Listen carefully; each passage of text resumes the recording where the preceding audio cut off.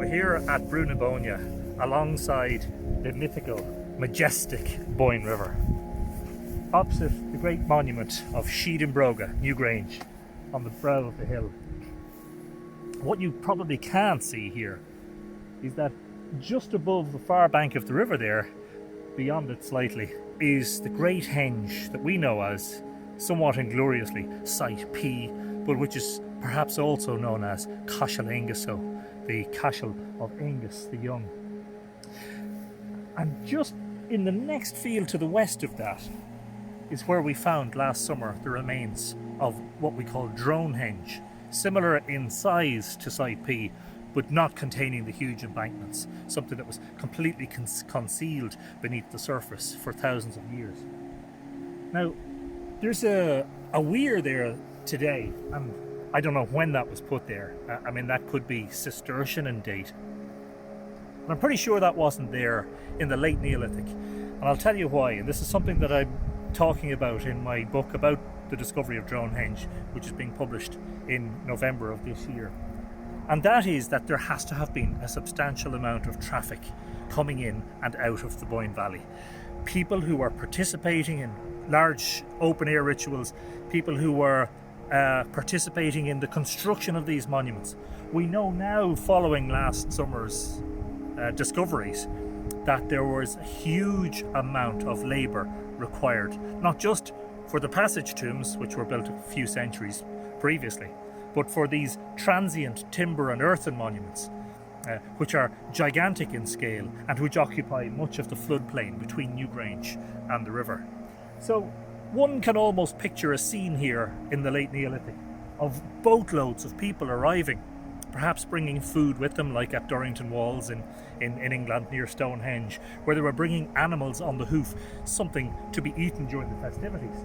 And we can nearly picture it here, tying their boats up on the far bank there in huge numbers to gain access to this great field, this great arena, this amphitheatre upon which so many monuments were located. And thus we get the impression of not just an indigenous local population, perhaps numbering hundreds of farmers who were participating in building these things, but of a seasonal arrival, an influx of huge numbers of people coming here to help out in what must have been a tremendously invigorating but also labour-intensive task. And so we can imagine in the Late Neolithic, more than 4,500 years ago, a procession or a flotilla of boats arriving up the Boyne from the east, from the coast, from the sea, and proceeding to some landing point along the banks of the Boyne. We don't exactly know where that might have been, we can only speculate. Without the weir there, we could propose that that landing point could have been somewhere up here, adjacent to those three gigantic henges that form a sort of a row alongside the river. That is Site P, Drone Henge, and the one that's called Site LP2. And so we can nearly see it in our mind's eye, you know, an array of boats tied up here on the riverbank, while the participants in the great ceremonies unloaded their livestock and went to work, or as the case may have been, went to participate in the celebrations. One of the ironic things about this location in the past versus today is that in prehistory it must have been a very, very busy place. One could say at times it was absolutely teeming with life. And we can only imagine the hustle and bustle and the comings and goings that occurred here over a period of many centuries in the Neolithic into the Bronze Age. Today, however, and this is one of the reasons that the Boyne Valley is so serene, is because it's almost devoid of life. I mean, on the north bank of the river we have Newgrange Farm, which covers much of the area that was once occupied by the great monuments. On the south side of the river we have the road here that runs between Dunor village and Rossnaree. It's not a terrifically busy road. There's a canal, the Boyne Navigation, that was built in the 18th century, and the towpath running past here that makes a beautiful walk. But there aren't a huge many people who use it, and so one finds that one is able to find the time to come out and sit by the river and walk by the river and to experience a silence and a calm and a tranquility that it is difficult to imagine there would have been an opportunity for in prehistory in the late Neolithic.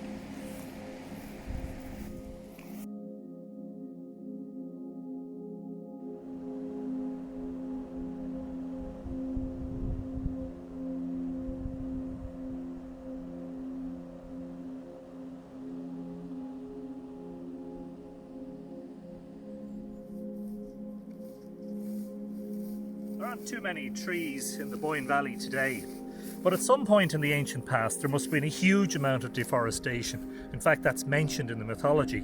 King Sláine of the Fir Bullock, who's reputedly buried on the hill of Slane in the Dinchenicus, is mentioned as the one by whom the wood was cleared. Now later on in the late Neolithic there was a further deforestation because they needed to chop down trees to make these great posts with for Dronehenge and the Great Palisade and some of the other structures that were scattered along the floodplain here. So there was something of a major ecological event here, man-made in the Neolithic, in which the landscape was transformed from a heavily forested one into a landscape of open plains and fields. And so it must have been some sight for the Druids to be standing up at Sheed Broga on the ridge of the hill, looking down over this great array of monuments. And I wonder if the Druids gave much thought to the great change that had been wreaked upon the landscape and the great transformation that had occurred. And the great damage, of course, because after the forests were removed here, they never grew back again.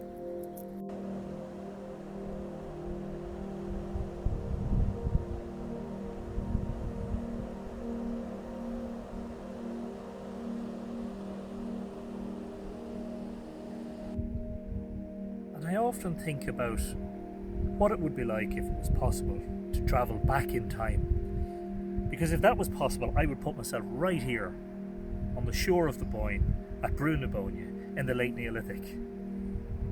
And I just wonder, standing here as an observer to all these things, how much of that activity here would be familiar and what is described in the archaeological texts, and how much of it would seem altogether alien. But you know what? I'd love to do it all the same. I would love to have been a spectator here at that time and to see the what and the where and the who and the why and answer some of the questions around these enigmatic structures.